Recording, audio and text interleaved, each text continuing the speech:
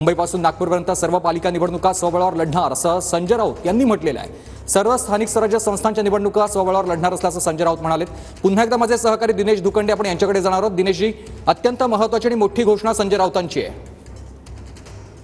हो, मी या आधीच्याही विश्लेषणात म्हटलं की संजय राऊत यांनी यापूर्वीही सांगितलेलं आहे की विधानसभा आणि लोकसभा या निवडणुकांची राजकीय समीकरणं वेगळी असतात आणि स्थानिक स्वराज्य संस्थांच्या निवडणुकांची राजकीय समीकरणं वेगळी असतात।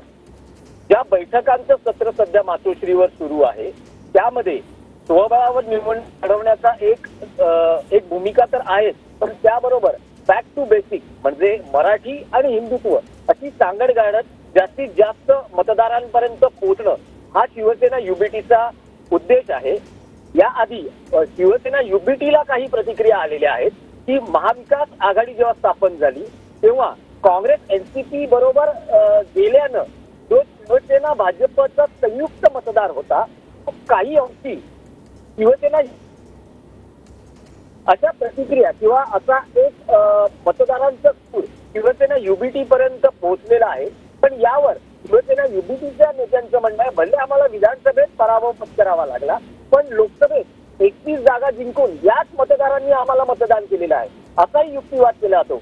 पण या दोन्ही निवडणुकांच्या निकालांचा सारासार विचार करता शिवसेना युबीटीची मुंबई महापालिका दृष्टीनं आता स्वतंत्रपणे निवडणूक लढण्याची तयारी हळूहळू सुरू झालेली आहे।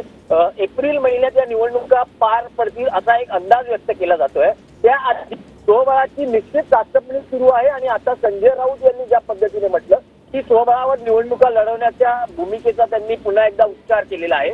ते पाहता हिंदुत्व स्वबळावर निवडणुका लढवणं, बघा स्वबळावर निवडणुका काही आत्ताच लढल्या जाणार नाहीयेत। यापूर्वी 2017 मध्ये महापालिका निवडणुका मुंबईत स्वबळावर सर्वच राजकीय पक्षांनी लढवल्या, कारण त्या निवडणुकांची गणित ही वेगळी असतात। स्थानिक स्तरावरचा म्हणजे वॉर्डातला जो उमेदवार असतो फार छोट्या छोट्या मतांनी जय पराजय अशी ही समीकरण असतात। गटर वॉटर मीटर असे मुद्दे असतात। वॉर्डातला उमेदवार कोण आहे हे पाहिलं जातं। त्यामुळे निश्चित जर आपण बघितलं तर स्वबळावर निवडणूक लढवली तर काँग्रेस एनसीपी यांची काय भूमिका असते, कारण स्वतः पवारांनी नाराजी व्यक्त केलेली आहे की सध्या महाविकास आघाडीत समन्वयाचा अभाव दिसून येतो आहे। विधानसभा निवडणुकीच्या निकालानंतर एकही बैठक झालेली नाहीये। काँग्रेस असं म्हणतं आहे की जर शिवसेना युबीटी स्वतंत्रपणे लढण्याचा विचार करत असेल तर आमची ही तयारी आहे। एका बाजूला इंडिया अलायन्स विसर्जित करण्याचे संकेत मिळत आहेत किंवा त्याच्या प्रतिक्रिया राष्ट्रीय स्तरावरील नेत्यांकडून मिळत आहेत। त्यामुळे शिवसेना बॅक टू बेसिक करण्याचा विचार करते आहे का, आणि अलीकडच्या काळात भाजपची त्यांची वाढलेली जवळीक, विशेषतः राज्याचे मुख्यमंत्री देवेंद्र फडणवीस यांच्याशी वाढलेली जवळीक हे काही संकेत आहेत का आगामी राजकारणाचे? एका बाजूला शिवसेना युबीटी स्वबळाचा नारा देत असताना दुसऱ्या बाजूला शिंदे शिवसेना आणि स्वतः माजी मुख्यमंत्री आणि विद्यमान उपमुख्यमंत्री एकनाथ शिंदे हे महायुतीतच निवडणुका लढवण्यात जास्त त्यांना रस असल्याचं दिसतं आहे। कारण मुंबईमध्ये शिवसेना शिंदे गटाची जी एकूण ताकद आहे ती अजूनही तितकीशी स्पष्टपणे बळकट झालेली नाहीये। महापालिका निवडणुकांसाठी त्यांना आणखी प्रयत्न करावे लागणार आहेत। हे असताना मनसे नावाचाही एक फॅक्टर आहे। देवेंद्र फडणवीस यांनी मुख्यमंत्री बनल्यानंतर जी पहिली मुलाखत दिली त्यात त्यांनी मनसेला युतीत घेण्यासाठी काही प्रयत्न किंवा त्या दृष्टीने पावलं उचलणार असल्याचं या आधीच जाहीर केलेलं आहे। कारण विधानसभा निवडणुकीत मनसेचा सहभाग काही कारणास्तव महायुतीत होऊ शकला नव्हता। त्यामुळे आता महापालिका निवडणुकीत त्यांना बरोबर घेण्याची भूमिका देवेंद्र फडणवीस यांची आहे।